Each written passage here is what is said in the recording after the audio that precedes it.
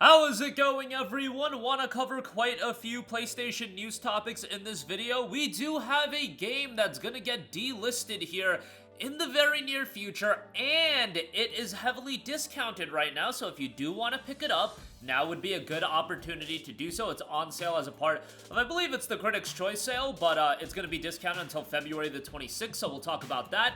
Do want to highlight the latest Xbox title that has dropped on PlayStation. While it isn't a game that I was personally super high on, I think a lot of you guys will end up enjoying it when I pay full price on it. Maybe pump the brakes on that, but we'll talk about that. And one of my favorite games of 2025 has gotten its latest piece of DLC. That is Digimon Story Time Stranger. We'll talk that at the end of this video. But first of all, this is your last opportunity to pick up the retro Jurassic Park games in the Jurassic Park Classic Games collection before they are delisted on March 31st, the end of the fiscal quarter as well, the end of the quarter, first quarter of the year, and you can pick it up right now on sale. As I mentioned, it's typically $29.99. If you are a PlayStation Plus subscriber, you'll get it 80% off for $5.99. If you're not a Plus subscriber, 75% off for $7.49. So I would certainly recommend to pick that up as soon as possible if you're interested in it. I don't believe, and you guys can quote me if I'm wrong, that this game has a physical release. It may have had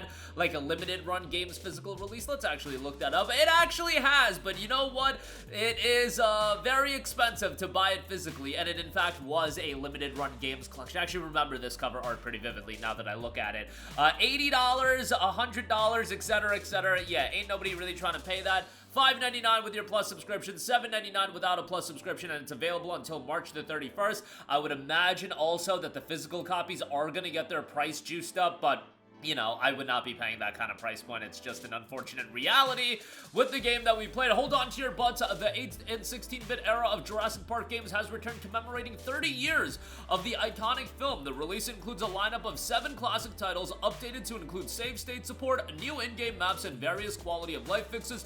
Jurassic Park 8-bit, Jurassic Park Portable, Jurassic Park 16-bit, Jurassic Park Genesis, Jurassic Park Part 2, The Chaos Continues 16-bit, the Portable of Chaos Continues, and Jurassic Park Rampage Edition for Genesis as well. You know, Jurassic Park, not really a series that I grew up watching, a little bit before my time, but nonetheless, I'm sure it's something a lot of you guys are nostalgic with, and if you do want to pick up the Classic Games collection, you can check that out until March 31st. Obviously, if you add it to your library and you buy it, it will be yours to own in perpetuity. I want to say forever, and people are gonna now pick apart the word own. You guys get what I'm saying. You'll be able to delete the game, re-download the game, etc., etc. So it will live on your library for the foreseeable future. They don't pull games from ownership. You know, the issue is with games like Crew, when the online functionality is disabled and then there is no offline component, then that game becomes essentially a coaster and is gone with the wind. But nonetheless, there you go with that. Recently, yesterday, it just dropped. Avowed came out on PlayStation 5. Now, if you have watched my videos, you may have heard me speak fairly critically of Obsidian games. Look, I'm not here to completely crap on Obsidian games. I just think they're slightly overrated. I think one of the key aspects of Obsidian is that they're super consistent. They put out games fairly regularly, and they're one of the very few studios literally in history that in a single calendar year put out 2 big budget AAA games, and they did that last year with Avowed and The Outer Worlds 2. Both of those games, I would argue, are mid, and that is my issue with Obsidian. I think a lot of Obsidian, they live on the glory days of Pillars of Eternity 1, and more so, really, Fallout New Vegas. Fallout New Vegas, I feel like, established Obsidian at such a high level that they're still riding the high on that. Now, I played Avowed. I liked the game to an extent. I thought the character designs and the dialogue and the story was pretty bad. However, I did like how colorful the game was. I thought the environments and whatnot, very, very pleasant to look at. And the gameplay is a lot of fun. I will say that the combat in this game I thought was a lot of fun. Narratively, just didn't do it for me. And that's my issue with Outer Worlds 2 as well. I just think narratively, these games are not strong. The characters I don't find engrossing whatsoever, but maybe people will disagree with me on that. Now, best of all, they didn't drop this at $70. Thank the high heavens on that one, because a lot of these games that are Xbox releases on PlayStation, they do come out on a delay at their premium price point, the full price point. Hellblade 2 was the same $50 that it was on Xbox. With Avowed, at least it's not $70, it is $50. Would I buy it at $50? Absolutely not. I would say Avowed is a game that you check out when it's on sale for around $19.99, maybe $24.99 tops. I would not pay $50 for it unless you're really in the mood for an RPG like this and you really just want to check it out, but given that there's a lot of games coming out, I would save your $50 here. It's gonna go on sale by the end of the year. I think it'll be in that $25, maybe at tops $30 range. I would pay $19.99, $25 tops, but you know, at that point, I think it'll be a worthwhile pickup. Maybe look for this game to go on sale over the summer when there is a quiet period of games coming out, and then check out Avowed when it's discounted, because I think a lot of people will end up having some fun with it.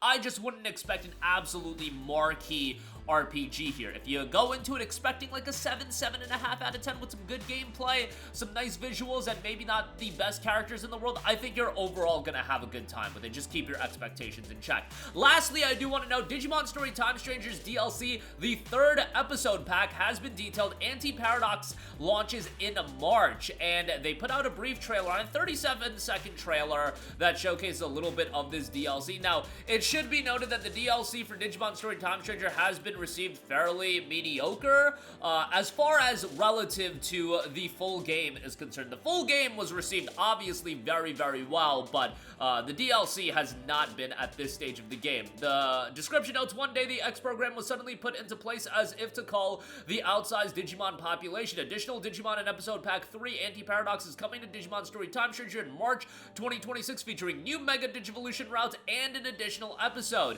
The issue with these DLC packs is that they're not very lengthy whatsoever. You're talking about $11 DLC. I believe it's $11.99 actually. You could buy the season pass for $30, but you're also talking about DLC that people are finishing in, you know, hour and a half, 2 hours, not adding a sizable amount of content. And when you're talking about a 50 to 60 hour game and then you're paying $12 an episode, you know, getting a couple hours of gameplay is a little bit of a bummer. That doesn't add a ton to the gameplay, but again, a lot of people liked it. A lot of people ended up picking the deluxe edition up, which had the season pass baked into it, so it is what it is. It's just, this has seemingly been a trend with a lot of games when they have these deluxe editions that have the bonus content sold to you before the bonus content comes out. Turns out the bonus content doesn't always end up turning out as good as the main content, and I am a little bit worried that Neo 3 is gonna end up like that as well. You know, $110 for that deluxe edition, $100 for the Digimon deluxe edition. These deluxe editions are getting a little bit crazy, you know what I'm saying? But, you know, nonetheless, I love A Time Stranger. You guys know how I felt about the game. Lifelong Digimon fan. I thought it was one of the best games of 2025. DLC, it's just unfortunate it didn't turn out at the level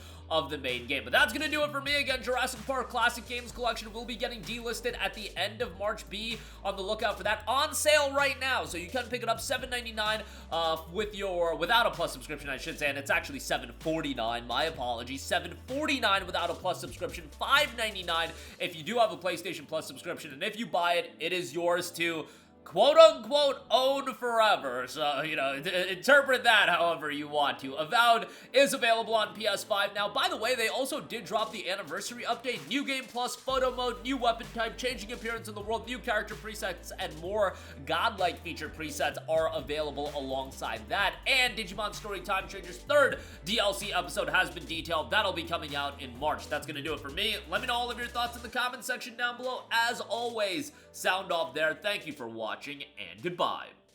Hey guys, we hope you enjoyed the video, and if you did, make sure to hit the subscribe button, and if you're already subscribed, do us a favor and hit the bell icon. This way you'll be notified whenever we post a new video. That's the best way to keep up with all of our uploads, and we usually try to upload 2 videos a day. And with the bell icon hit, you'll be notified whenever we do upload a video. As always, thanks for watching.